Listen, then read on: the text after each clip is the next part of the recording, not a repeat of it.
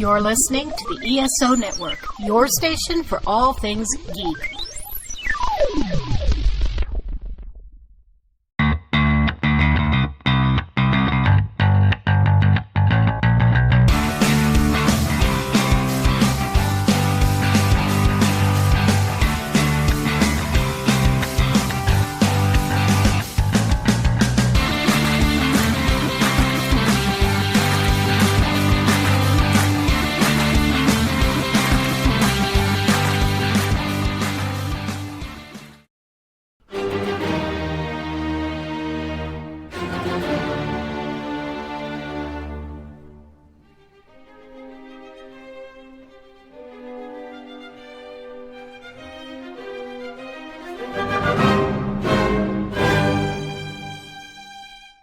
Everyone, and welcome to Modern Musicology. My name is Rob Levy. I'm in the big man chair for this show, and I am joined by my fantastic co-host, Mr.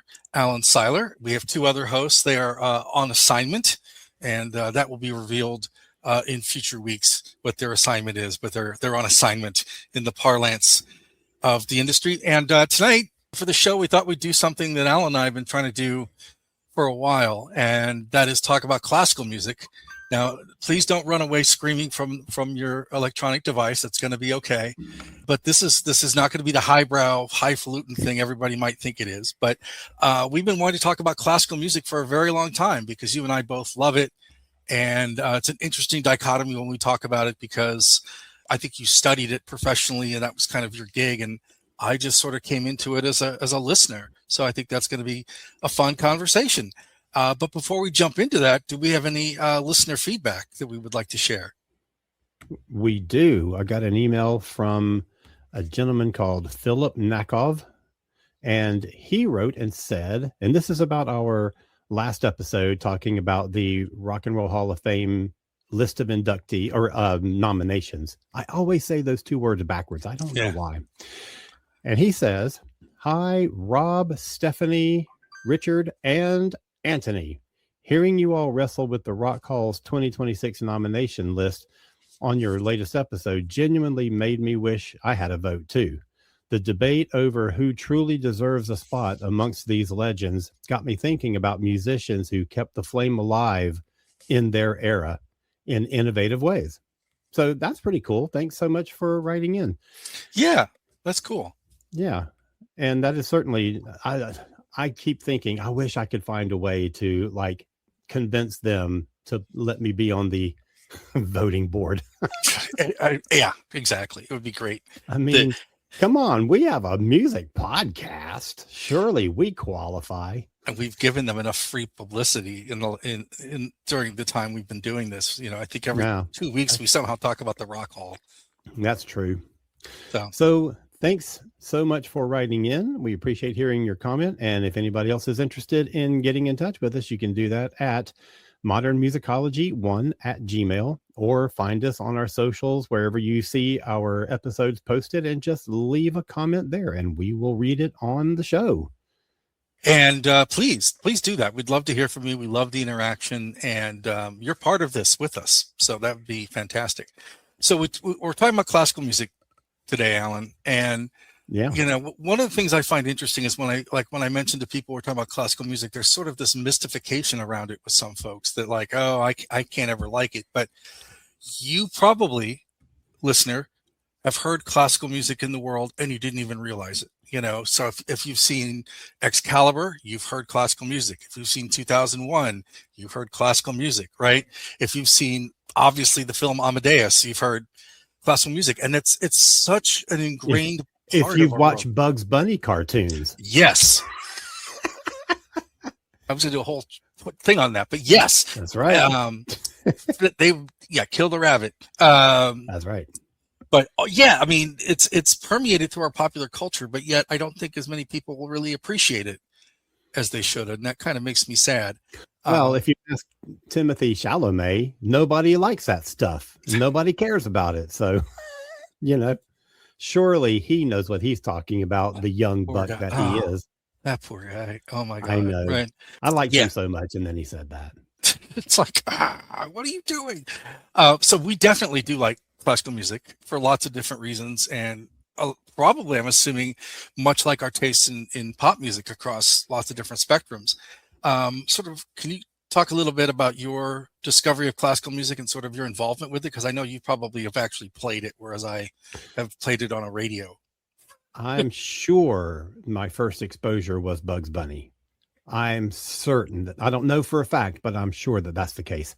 And they would do whole scenes of opera with, like you said, Kill the Wabbit, where they change the lyrics and they, make it into their characterizations. And I am certain that that's where it was.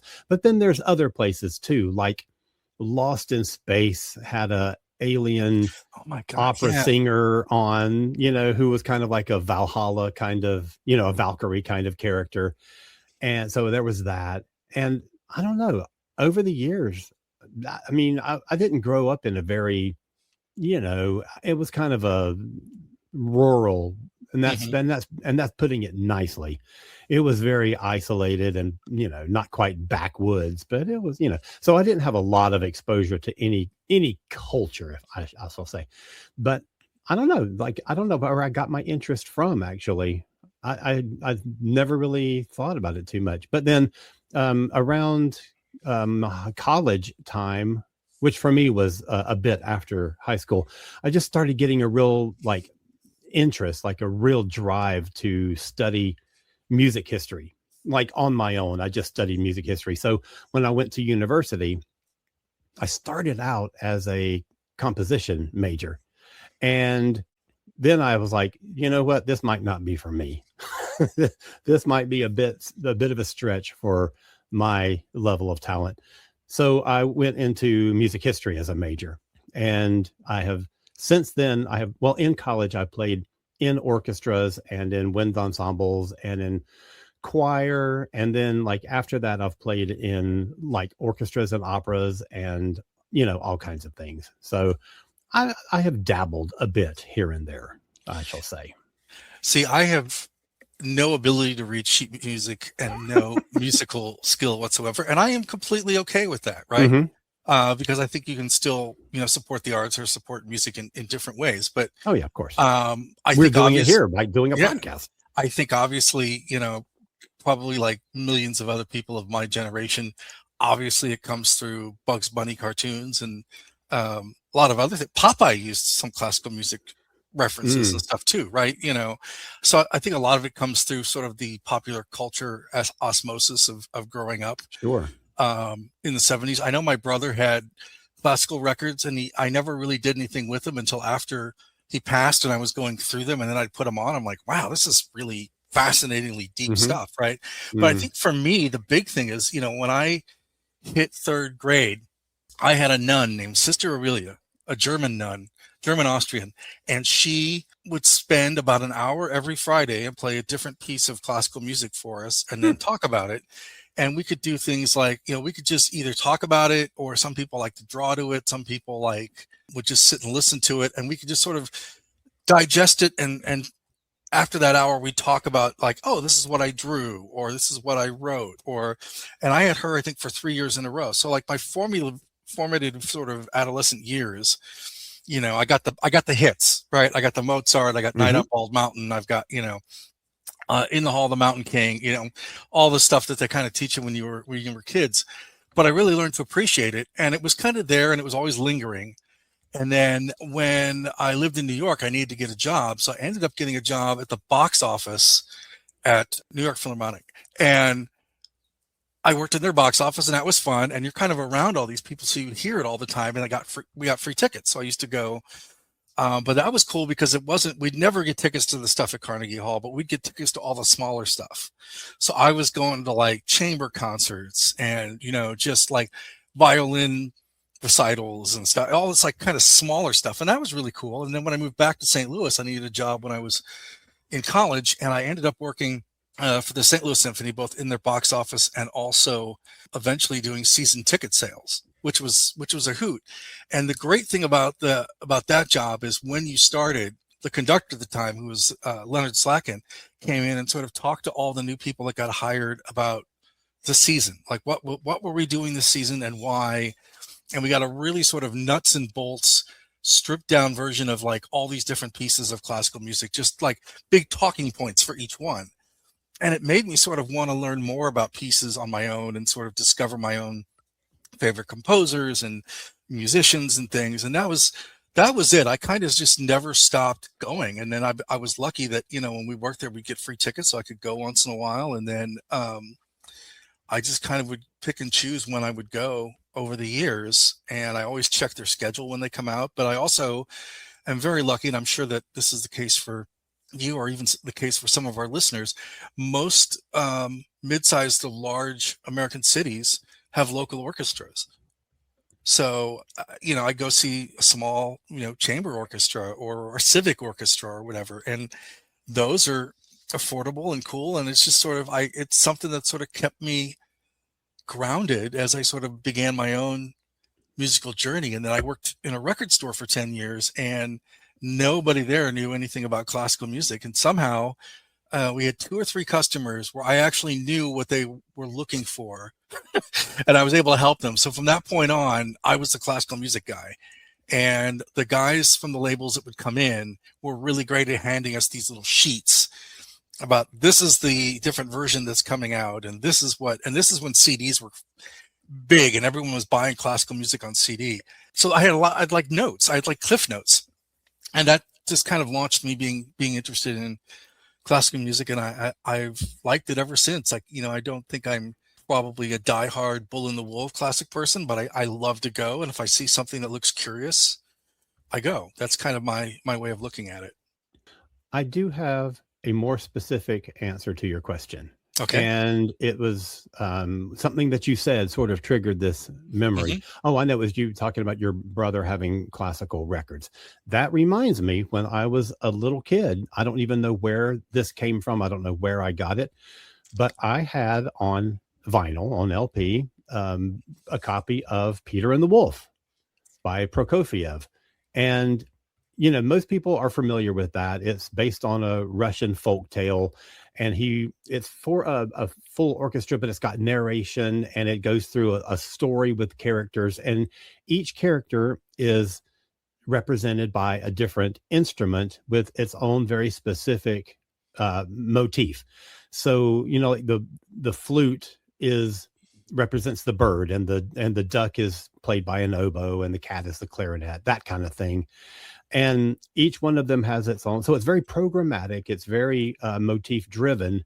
And I think that that's really where I started to learn kind of what classical is, and the way that instruments can illustrate different personalities or different characters or whatever. And I think the second thing, which didn't come around until 1977, and that was the Star Wars soundtrack. Yeah. And that does kind of the same thing, is very motif driven. Every character has its own motive, and usually it's represented by a specific instrument, but it can be a group of instruments, or it can be given to a different instrument for a different mood or situation that character is in. So I think that those two things are early shapers for me. They were early influences on my taste. Yeah, very much. The Star Wars soundtrack was huge for me, because at that point I started to seek out anything related to John Williams, and that sort of led to other film composers, right? That's how I found Bernard Herrmann, and that's how I ended up sort of going back and, finding stuff like the score from like a lot of the Leonard Bernstein stuff. That's kind of how I found that in Gershwin, right? The other thing that really helped me too is that when I was at Brooklyn College for a year, I took a music appreciation class because I had to have an elective. Yeah. And the teacher I had, that guy was amazing, right? He would play a piece of music and then correlate it to something in our everyday life where we'd probably heard it before, or that it reminded people of. Mm-hmm. And it was really great. It just sort of like, man, and he took, he did that with jazz and blues and some other stuff too, but his stuff on classical was like really great. And that's where I really started to be fascinated by the lives of the composers, because a lot of these people have fascinating lives. Like you listen to Beethoven, the stories behind some of his stuff is great. And then like the piece we saw last night when we went to the symphony was a piece that Beethoven wanted to perform himself, but he was going deaf. So he had to hand it off to someone else. And he's writing this knowing that he's going deaf, right? And he's not going to hear. Stuff like that is just like, it's gut punching, right? And, the stuff like the Shostakovich would write knowing full well that he had the eyes of the Soviet administration looking on. I mean, there's all these great sort of stories about art being made during these times, which I also like with classical music. There's a lot of fascinating stuff. What was the Beethoven piece? They did two. They did the first piece that they did was Consecration of the House. Oh, okay. Which was the theme was kind of home, and the last piece was the Emperor Concerto. Okay. Which was really, really, really good. I hadn't actually heard that I'm a big fan of that second movement of it, the really sort of quiet, sweepy one, which is great. And the pianist we had, whose name I completely forget right now, was absolutely just stunning. And I loved it because, like, after he did his piece, he got his standard bows, but then he came out and played 3 Bach pieces just by memory. And I'm amazed these guys, no sheet. The guy had no sheet music at all by memory. Soloists never do. I know, but that fascinates me, right? It's crazy. I mean, I know lead singers know all the lyrics to their songs and everything, and they come out and do that. But like, that is one of the things that I find incredibly amazing about classical music, and one of the things that helped me discover it. I was fascinated by like the idea of the conductor, right? And like this guy is basically engineering or corralling between 50 to 60 musicians and keeping them all in hurry. Like, how does he do that? Right. Then how do the different sections all riff off of each other? And then how does all of this fit together? And I'm fascinated still by that. I love watching conductors and sort of how they do it. And like, how do you know, maybe you'll know this because you've played, but how do you know when the conductor is actually pointing at you? Well, because you've rehearsed a lot and because you have sheet music, and he may want, so the conductor is basically, he's playing an instrument also. It's just that his instrument is the orchestra, and he may want a tempo to go differently than what is marked on the music, or he may want something to crescendo more than, or like the flutes aren't playing loud enough and he wants that part to come out. So, it's a lot of getting to know the conductor and what that conductor, how he communicates, because every conductor is different. And even just keeping a basic beat, they do it differently. Some conductors, which drives me bananas because I can't follow it, like to do a thing where they conduct like a half a beat ahead of what you're doing, so you can see what's coming. So he gives a downbeat, and half a beat later, the orchestra plays the downbeat. And I cannot function in that. And I don't know how they do it. I don't know how the conductor does that. So anyway, I like a conductor. I want the downbeat to be the downbeat. Gosh, dog it. It's the synchronization of it is just incredibly fascinating to watch. I guess the other question too is, you and I are very passionate about it, and we've talked about it on the podcast with other folks around sort of too in passing, but why do you think people should listen to classical music? What do you think it does for them? Well, it's smart music. Let's just start with that. But honestly, I do think that the more you listen and the more you understand and the more you kind of comprehend what is happening, it increases your musical vocabulary. If you talk about a intelligence quotient, if you talk about a musical quotient, your MQ, it's only going to raise if you really get into classical and really kind of understand what's going on there. And I think that the higher vocabulary you have, the more you understand everything else. So the more that you understand all the elements of music that you're going to hear in classical, the more you'll get jazz, the more, there's a lot of rock music that's inspired by classical music, and the more you'll recognize that kind of thing. And there are bands who do similar things to composers. And certainly the obvious thing about that is the prog bands who write on large scale. I mean, not the same as symphony, because a symphony can be 20 minutes to an hour and a half as a single work, but it gets you thinking about larger ideas and on a larger scale musically. So, I think That's my main thing. Plus, it's just, if you get a good piece, that's like, it's so much adrenaline. Like if you listen to a really rousing Shostakovich piece, or the finale of Tchaikovsky's Fifth Symphony, holy Moses! If that doesn't move you, then I don't know what to say. I'm not going to insult people, because not everybody likes classical, and that's perfectly fine. Yeah. But oh my gosh, I get so excited by it. I love watching the whole syncopation of an orchestra that's just like firing on all cylinders, right? Mhm. And just when they're loud and they're bombastic and it's amazing, there's nothing like that. But at the same time, when they're really quiet and hushed and nuanced, it's the same thing. Yeah. It's like literally going from two sides of the metronome. But there is, for me, like, and I love seeing live music, don't get me wrong, but there's nothing like seeing classical music live, just because there's so many elements, and you can feel the music, like you can feel the vibrations. I know you get this at rock concerts and stuff, but a lot of the times it's without a whole lot of amplification, but you can feel the strings, you can feel the woods. And like last night there was a harpist, and you could tell when the harp was coming. It was so subtle, and then it picked up, and you're like, oh, what is this weird looking thing that they're bringing out on stage? Oh, that's a didgeridoo. How are they going to use that, right? So for me, there's so many things that make me want to listen to it, from what are the pieces, who's the conductor, who's the guest, sort of what's the theme. Our classical, our symphony here organizes a lot of their programming by theme, and I love that, because that's a really great way to sort of go into a program with a mindset. So that's why I think you should like it. I think you should like it sort of just to discover new music. You talked a lot about having, an MQ, but I think some of it is, one, it's to relax. It's great to go to a classical music concert. It's really relaxing. Two, the folks, the people watching is amazing. It really is amazing, because you will see people of all different backgrounds and ages and personalities if you go to a symphony concert, and nothing to me really sort of shows the union of music than going to a classical concert, because I might be sitting next to a guy who's like in his 80s, and then a woman in her 30s, or like some kids, or somebody that's from Asia that loves music. I mean, there's so many different types of people that go, that it's very much a community experience, but also a learning one.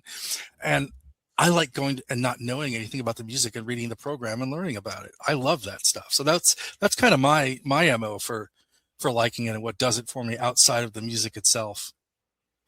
All right, we got to go back to this didgeridoo situation. Why did they bring a didgeridoo out on stage? Because Beethoven did not write no didgeridoo music. They did a couple contemporary pieces too. Okay. So they did a piece by this woman named Moni Jasmine Guao called "The Sound of Where I Came From," which was great. Kevin Putz, who's sort of the artist and composer in residence here, did a piece, and then he did like one or two other contemporary pieces. And one of the things that they do with our orchestra is, they pair sort of a couple contemporary pieces. Usually they're shorter, sure, with new stuff. And I'm fascinated by a lot of the new stuff. I like a lot more of it than I would expect to. Yeah, very few orchestras are going to hang their hat on a modern symphony and have that be the big selling point for getting an audience to come in. They're only ever going to do the Beethovens and the Mozarts and the Haydns and that kind of stuff. And they're going to do a short piece of a modern, just to say, hey, we play modern stuff too. And they'll do a couple. I really do think it depends on the conductor. Like Leonard Slacken, when he was here, was like huge on contemporary composers. So we'd get a ton of, but we also got a lot of Copland and a lot of Mahler, because those are his personal tastes, right?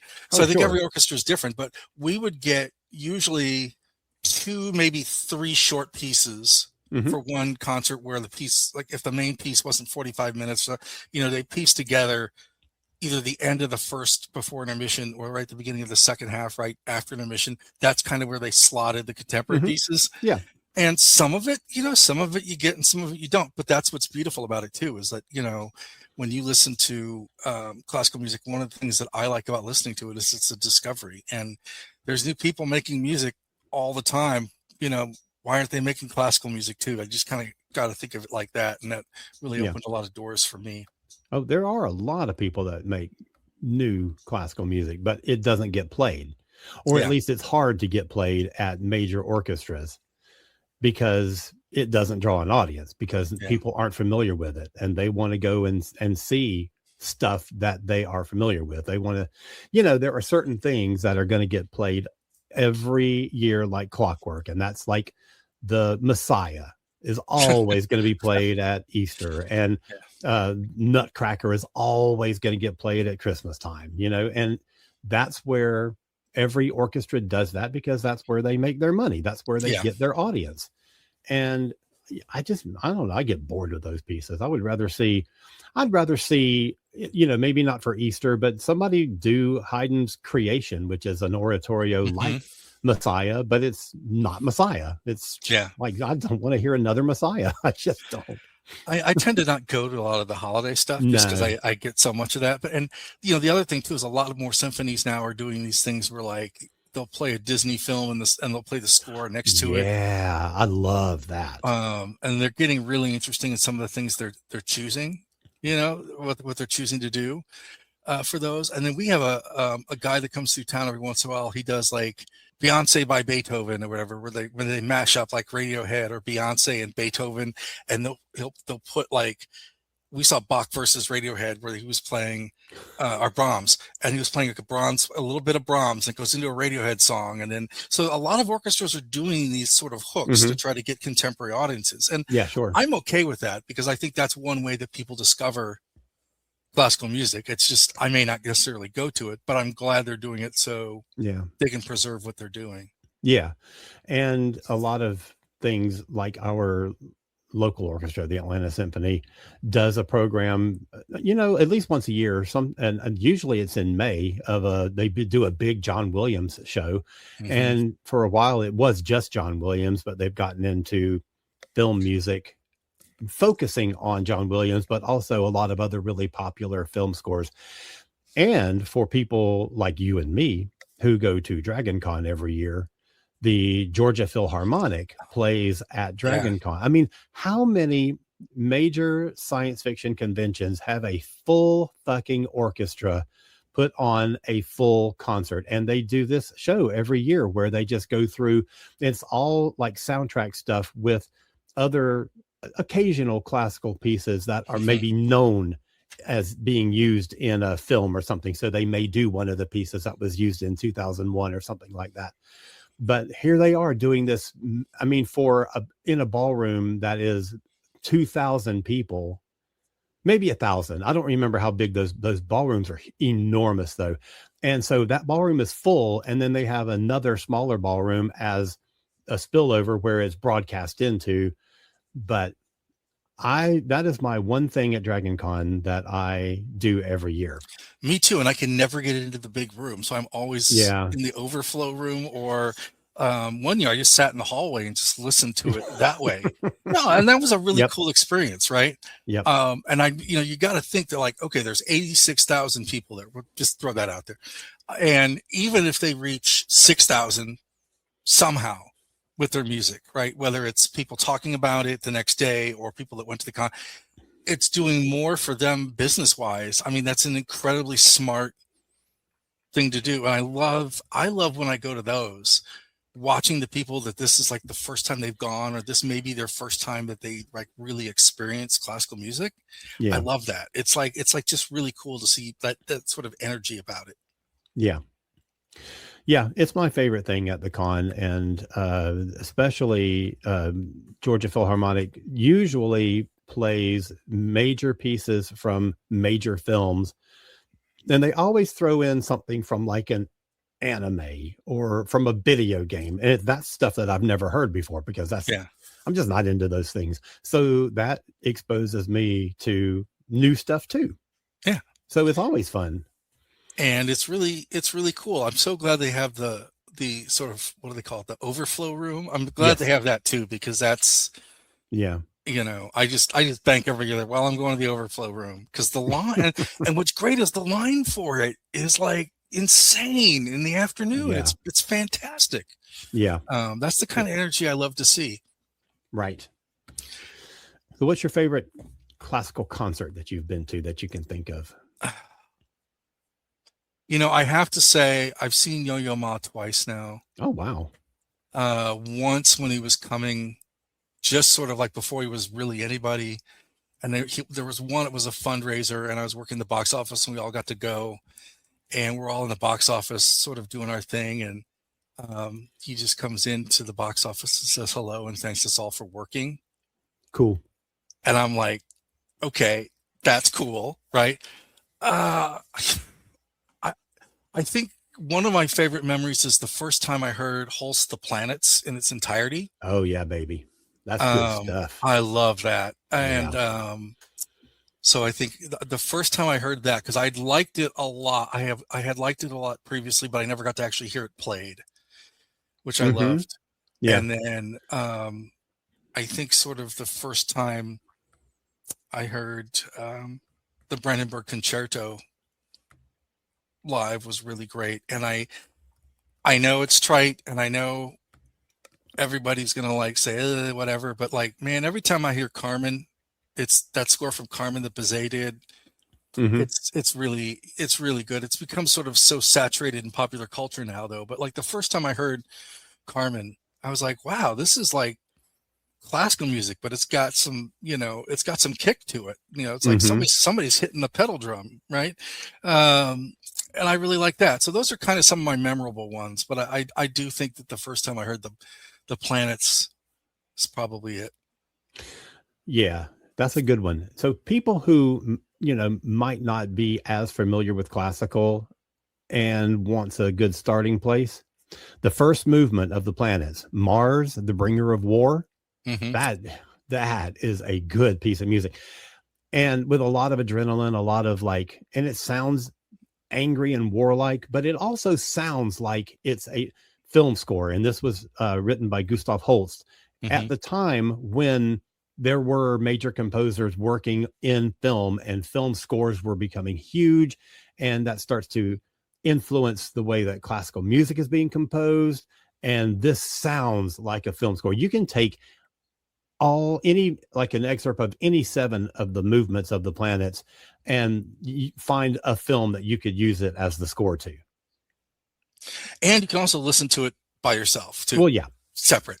That's what I meant. But I was trying to first time I heard, I just took it all in. And then there was one day I'm like, I'm going to read a little bit about each of the planets when they get to the movements. Cool. Just because I just thought that'd be fun, and so I really, and when it's done, there's so many moving parts to it, right? They're all so fundamentally different from each other that I really like that. So I think if you don't know what you're looking for with classical music, like, oh, I want to like it, but I don't know where to start. Holst the Planets has something for everybody in it, right? Yeah, true. And I would also recommend like the obvious, the hits, Beethoven's Fifth. Yeah. If it's played well, it's still great. Tchaikovsky's 1812. I think everybody's heard that. Preferably with a canon. Unfortunately, there are very few orchestras that use a real canon. That's a darn shame. It loses some of its power if it's not using a canon. But there are lots of good, quote unquote, greatest hits collections that you can get. And just if you go to Amazon, you go to Spotify or whatever, just search classical music for people who hate classical music. And there's so many different collections that have some variation on that title.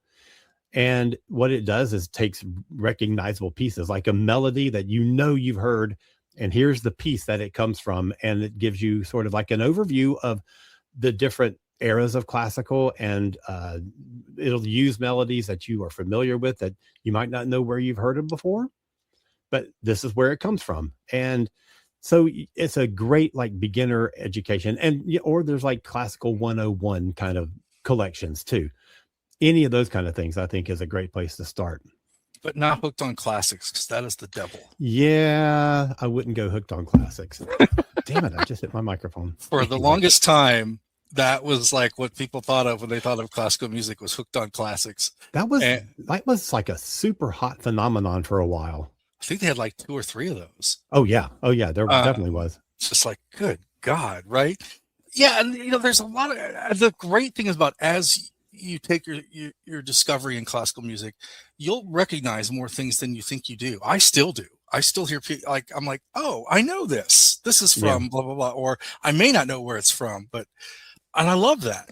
So I think the biggest recommendation, like you said, is to find something like that and do it, and also look at what you like. Like if you like jazz, like okay, do a Google search of like classical music trumpets or trombones, or if you want something that's heavy on violin or percussion, you can tailor sort of some of the symphonies and concertos and things that are out there based on what your musical instrument preference is.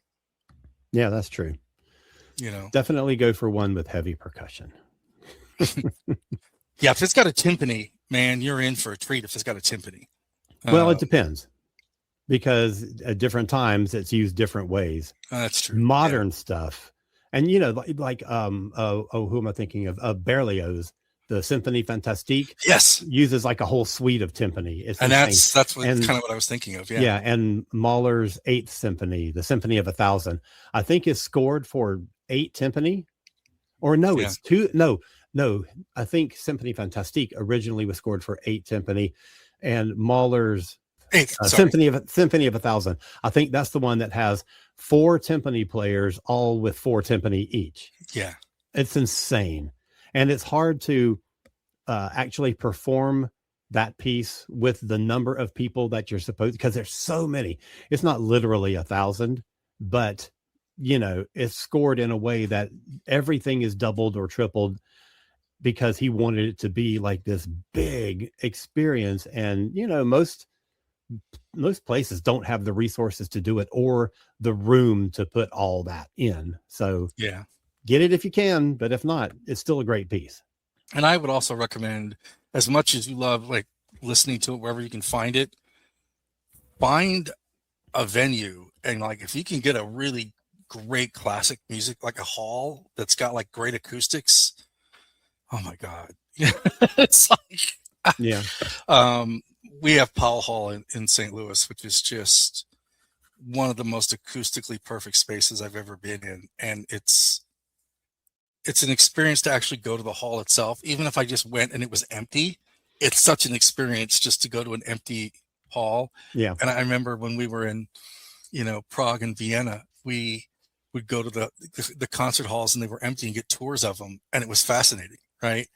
And one of my favorite memories actually from that trip is that we were staying in a hotel in Vienna, and that's the hotel where they put the musicians up that were playing in some of the music halls in Vienna. So there was an orchestra from Kyoto, and we were on the floor where they were always. So every time we came up, they were tuning music or they were playing music. And there was one day we went out to go to lunch, and everyone who was in the orchestra got on the same tram cars as we did. Not the one car, but they were on like 4 different cars, and they were all playing on the tram for people, just coming on and off on their way to the concert hall. And that was amazing. And you get experiences like that through classical music that are pretty amazing. So go see it live, even if it's not, like the Atlanta Symphony or the St. Louis or Chicago or Cleveland or one of the big ones, right? Go to your local symphony, man. Those guys sizzle and crack too, man. We have a couple ones here that I love going to just because the enthusiasm of seeing people play. And a lot of these people are like, they're doctors or lawyers or teachers, and they played when they were young and they never lost the passion for it. And it's great. So I would recommend, as much as you can, try to go see it live too. But also, if you are watching a movie, I do this all the time, and I recognize a classical piece, I'll try to figure out what the piece is and then go listen to it later. That reminds me, I went to see Project Hail Mary last night. Yeah. And at the end, there was a choral piece in the closing credits. There was first an Ike and Tina song, which was amazing, but then there's a choral piece after that. And I meant to look up and find out what that choral piece is, but I forgot to. So you have reminded me that I need to do that. Well, I'm going to go see it this week at some point. So I'll make it a point to try to find that and tell you if you don't find it by then. Okay, sounds good. Because now I'm excited because there's a choral piece, right? Well, I will say the score for that movie, I liked some and I didn't like other times because Hmm. there were some places where it's really, really different. It's really interesting and it uses a lot of percussion and a lot of unexpected percussion. And then there's other places where it does the for Doctor Who fans, it does the Murray Gold thing of like hammering you over the head, telling you this is how Yeah, you're supposed to feel in this scene. Oh, and I yeah, hate that. yeah, I do too. So, what pieces do you like? What's some of your favorite classical compositions? My favorite symphony is Tchaikovsky's Fifth Symphony. And I have a long list of reasons why that is, but I would not be able to. I would love to sit down with somebody at a performance or maybe just with a CD or whatever and kind of like say, this is like what's going on in that, because it's very cyclical where you have a major theme in the first movement. The intro has a minor theme that the minor theme gets repeated in the second and third movement, but then that minor theme becomes the major theme of the fourth movement. So it's like, it's almost like precursor, it's like teasing you throughout the piece what you're going to hear in the last movement. But then the main theme from the first movement comes in again at the end of the fourth movement. It's so amazing. I have a whole series of Beethoven symphonies that I love. The third, well, basically third, seventh, and eighth are my favorite Hmm. Beethoven symphonies. I love those. I like the seventh a lot. Oh my gosh, it's Yeah. incredible. It is incredible. I have a passion for Shostakovich 10th Symphony because you mentioned earlier about how he kind of goes back and forth throughout his career where he writes something that gets him in trouble and the government threatens him, and then he writes something super happy and patriotic and stuff. But then right after Stalin dies, he writes the 10th Symphony, and it's this huge outpouring of anger and anguish, and it is unbelievable. And I like did my senior thesis analyzing that symphony, and Oh, wow. I have a passion for it. Just I love it. also like his fifth, Yeah, I do too.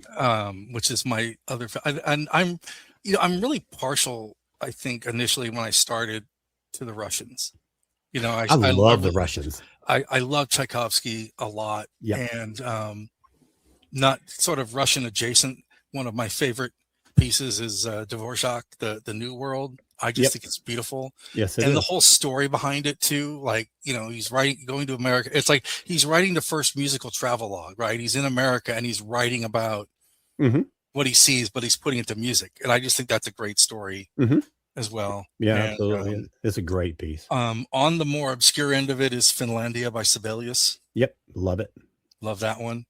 And I know it's corny. I love all that like Viennese Strauss waltz crap, man. I know it's schlocky sometimes, but man, there's something really great about like better than the Blue Danube itself is when they first started. You can tell that they're sort of getting ready to start it and it sort of peaks. I love that like sort of quiet intro that builds. I love that about that Hmm. piece. Yeah.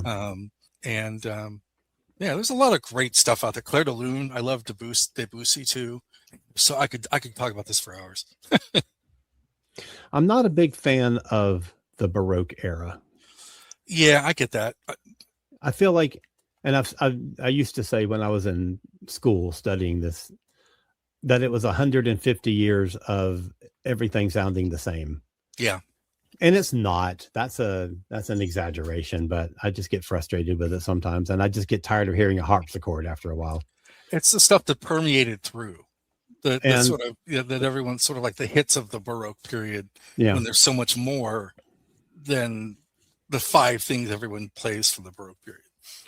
I like so I guess the closer it gets to modern, the more I like it. So I love the Yeah. classical era, which is basically dominated by Haydn, Mozart, and Beethoven. And then the romantic era, where you get the Mendelssohn and the Schumanns and these people who are just writing, and you get like, you start to stretch outside of the symphonic format where you get Symphony Fantastique and these big programmatic works.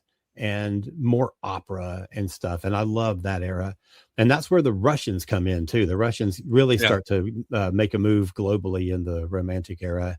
And I don't think there's a Russian composer that I don't like. Yeah, me Oh either. my God, it's amazing stuff. And then like early 20th century stuff, I freaking love. Some of it gets weird, but a lot of it is, I mean, a lot of it now is like 100 years old, and it doesn't sound as out of place to us. But like the first time, like I love Stravinsky, and the first time that there was a performance of The Rite of Spring, the audience broke out in a riot. Yeah. I love that. I love that because it was so weird and it was so unexpected and it was very discordant, and people were like, I don't know how to react to this. And there were people who I heard the story that Debussy was in the audience for that and was so angry that people were fighting because he just wanted to hear the music.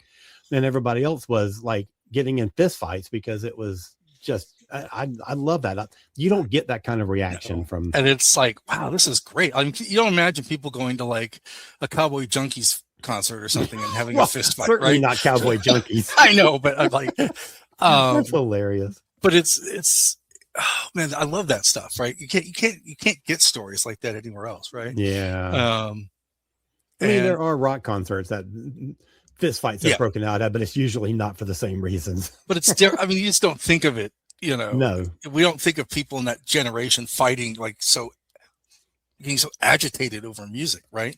Yeah. Where they would just get, Passionate. angry, like, the passion of a Mozart or the passion of a Beethoven about what they're doing. And even, Brahms, so even these guys that are fairly common knowledge now, like they were like, don't mess with their music. They get real, like one of the things about the Beethoven Emperor Concerto is that like they were very fortunate that probably because of the way the world was laid out at the time, Beethoven never got to hear it called the Emperor Concerto, because by that point he had soured on Napoleon, right? Oh yeah. And he very much would not have wanted a piece of music dedicated to Napoleon. And I love that kind of stuff that you get with it too. You get all these like little interesting time and place stuff.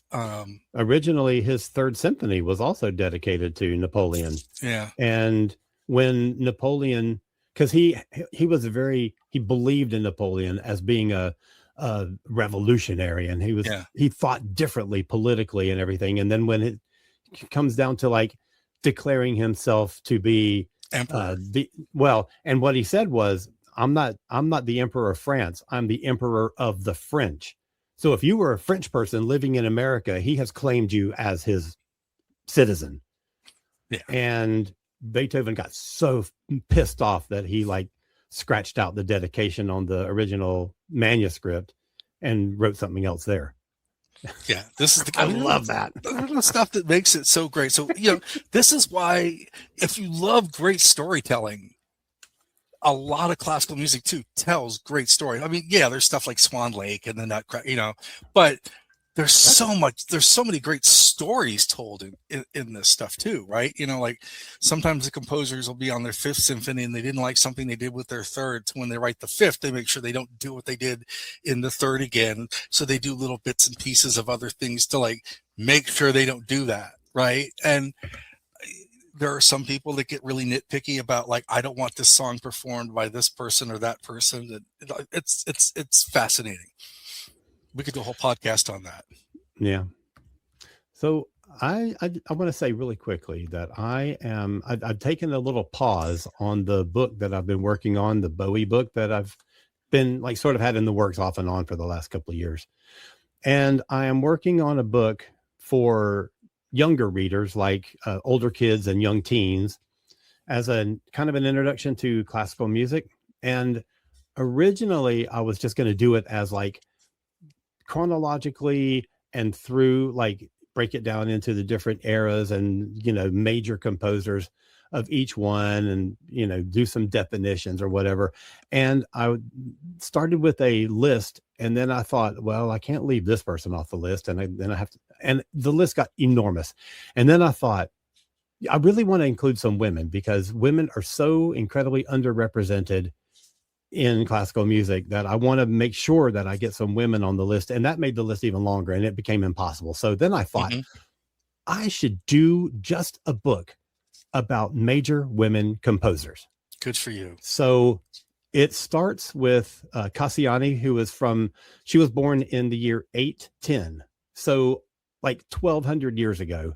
So this is over 1,000 years of the history of classical music through women composers. And it goes all the way up to Nami Melumad, who is one of the composers on the modern Star Trek series, and she works for Disney as well. She was born in 1988. So that's quite a range from the 800s to the, modern day. It's got all the major people that you would think of, like Clara Schumann and Fanny Mendelssohn. But then there's so many other great stories that some of these people I didn't know before I started this project. And I found some amazing stories, like there's a woman who performed at the White House for President Lincoln. And just stories like the Hildegard created her own secret language that she taught her nuns. And the lady who was proposed to by an emperor and she rejected him. And there's this lady called Ethel Smythe, who was very much a suffragette and was very active for women's rights and got arrested for protesting. She's a great character, man. So I've really enjoyed researching this. I started it as a program that I was going to do at my library when I was working at the Sandy Springs Library. And so I did a lot of research on this already. So that's when I thought, I should just make that the book. I already had a lot of the research done. So that's it's awesome. Coming together. It's maybe more than halfway done. I've got all of the composer profiles written, but then for each chapter, I want to kind of do a focus, here's a definition of what a symphony is. Here's what a string quartet is. Here's what the Romantic era is. And on each one of those, do one focus that kind of spells out what classical music is, I'm excited about it. I really enjoyed it. None of this classical music for dummies stuff. Let's elevate it a little bit, right? Yeah. Well, no, I mean, really, nothing wrong with the dummies books. No, they're not, but there's a certain formula with them too. So the woman I saw last night was named Moni Gao. Okay. And there's a foundation that basically recruits and nurtures contemporary female composers. Very cool. And so she is sort of one of the winners of this. And so her piece, which is about 8 minutes long, is dedicated to her mother or her grandmother, who was very important in her life and who now has Alzheimer's. And so it's very much about this idea of home. Yeah. Right. And she said what her name was in Chinese. And when she said her name in Chinese, it has a certain rhythmic tone to it. Right. And that is the rhythmic tone that she mimicked when she composed her piece. Mm-hmm. And it was just hearing her talk about it was that was amazing.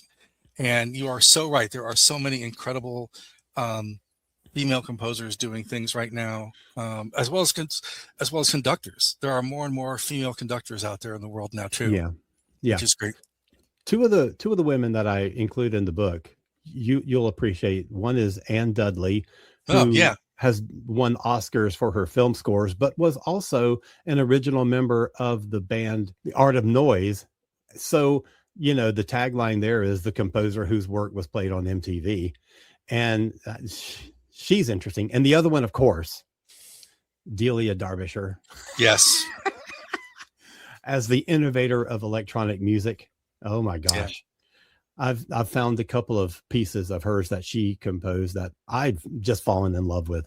I've investigated more than I ever had before. I went down a deep rabbit hole with Delia Derbyshire that was oh man, it was fantastic. And I've been a fan of Laurie Anderson forever as well. Oh yeah, me too. And so I think she's fantastic. And just this idea, I last time I heard her speak, not play music, but just talk, she talked about being the composer in residence for NASA. Oh, wow. Neat. And, you're making songs that are going to go into space, so that stuff is all fascinating. So that'll be a great read. And Yeah, and I'm assuming too that you're going to be doing a Spotify playlist for this show. Oh, absolutely. And the YouTube playlist. So please give that a chance, because that'll be a fantastic way if you maybe want to introduce someone to classical music, or if you want to explore it more, or just kind of see where we all line up on that. By all means, check that out. That'll be great. Alan has a list. That's my bad pun for the day. But oh God. Yes, I know. Terrible. But yeah, please see a local symphony or classical group. We have the Bach Society here, and they do Bach and Bach adjacent concerts, and the stuff's amazing. Some of the stuff they pull out, I'm like, where did you find this? So yeah, go do that. Like treat your local symphony or your local orchestra like going to see your favorite cool local band or your favorite local cover band, and it'll be rewarding for you. Yeah, absolutely. All right.